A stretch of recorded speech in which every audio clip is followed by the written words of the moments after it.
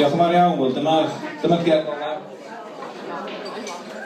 Ond nid dyna'r peth ola, achos mi fydd John a Kevs yma yn dylan yn un munud.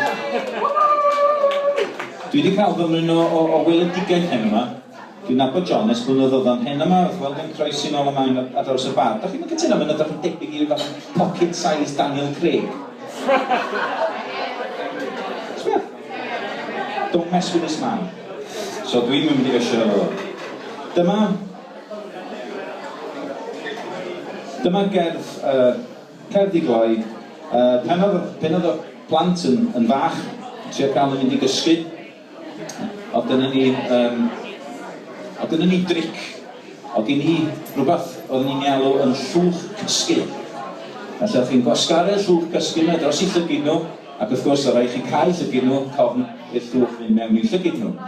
Ac wedyn, oedd chi'n gribo fo lawr, achos hyd yn oed wedyn os yn agor i llygyd nhw, trwy wneud hynny, chi'n gallu cael llygyd nhw. Dela. A dyma y gerdd noswylio. Mae'n ddefod gyda'r ddengacw, wasgaru llwch cysgu dros i lygyd, cyn i cael trwy gribo'r cws i lawr trwy'r wallt ac yn dyner dros i dalpen.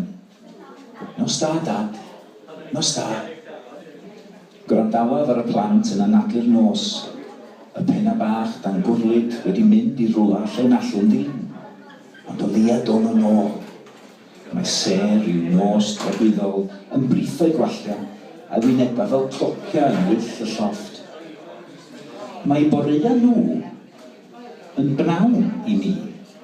A'i pnawnia nhw a wel ein noswylio ni.